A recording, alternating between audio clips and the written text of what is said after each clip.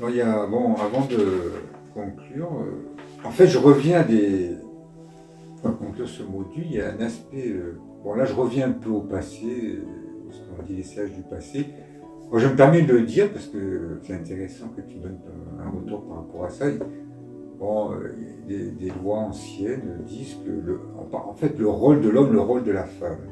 Et je pense que c'est intéressant Oui, d'en parler. oui, Le rôle de l'homme, de tout temps, ça a été de sécuriser la femme. Pourquoi? Parce que quand la femme est sécurisée, elle peut exprimer son talent. oui. Est-ce que ça, selon toi, c'est valable encore aujourd'hui?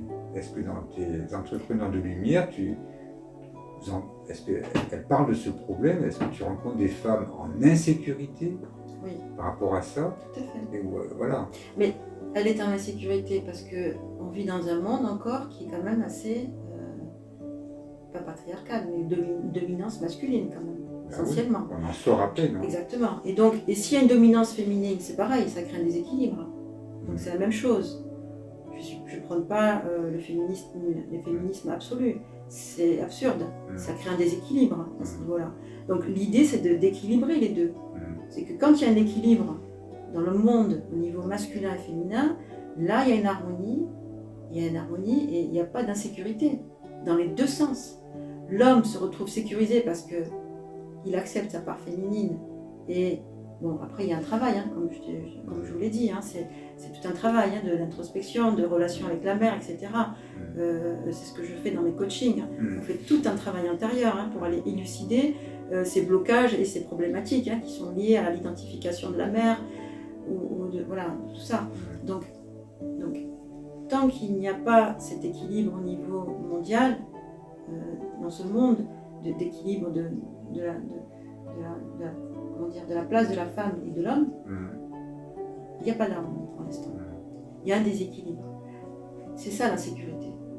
Je n'irai pas dire parce qu'un homme va s'occuper de la femme, tu sais, voilà, tel qu'on l'entend, tel qu'on le conçoit culturellement, dans certaines cultures, pardon, alors la femme, elle va pouvoir exercer ses talents. Oui, je suis d'accord, mais à condition que l'homme ait fait un travail aussi. C'est dans les deux sens. Je ne peux pas dissocier les deux. Mais je parlais de... Bon, c'est des lois préhistoriques, on voit les images que nous... Oui, quand les hommes préhistoriques, quand ils allaient chasser et que la femme restait à la maison. On est d'accord, la femme a besoin de... La femme avait un autre rôle, en fait, c'était la guérisseuse. En fait, l'homme allait chasser, il allait ramener la nourriture, et la femme, le rôle de la femme, tel que je l'ai... C'était plutôt... Elle guérissait. Oui, elle guérissait, elle s'occupait des enfants, elle s'occupait des enfants. C'était un rôle énorme. Oui.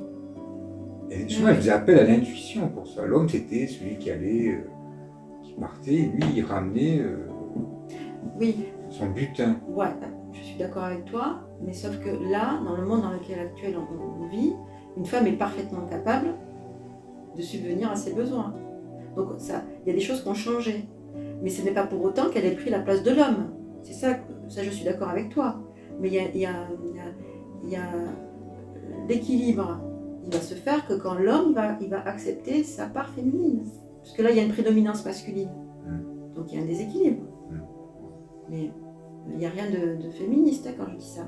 C'est juste qu'il faut l'équilibre. Ouais. Bon, si tu veux conclure ce module par une méditation sur un thème que tu peux choisir. Ah bah écoute, on va faire la méditation sur l'aspect masculin et féminin qui est en nous-mêmes, à nous tous.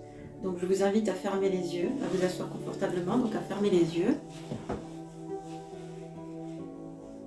Et depuis le haut de votre crâne, plongez à l'intérieur de vous-même en direction du cœur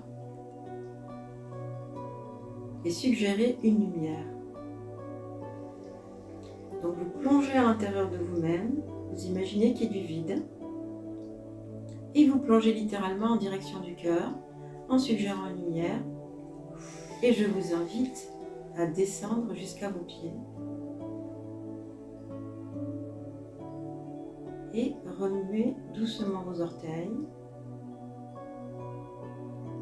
Voilà, très bien. Restez quelques secondes au niveau de vos pieds.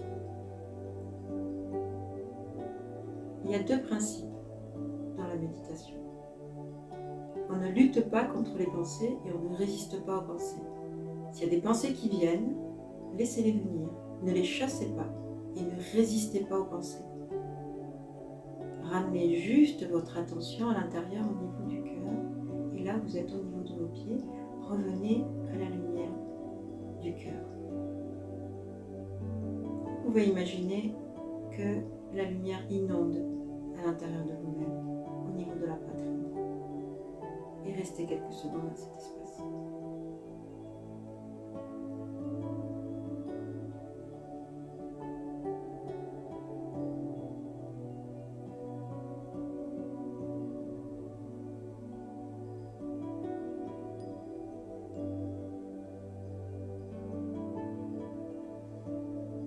Restez dans cet espace intérieur.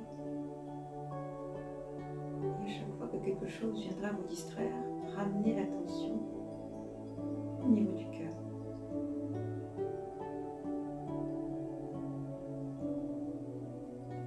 Voilà, très bien.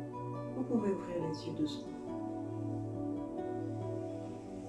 Voilà, merci d'avoir suivi cette session. Je vous invite à garder cette condition intérieure tout au long de la journée ou la soirée, peu importe l'heure à laquelle vous allez regarder cette session.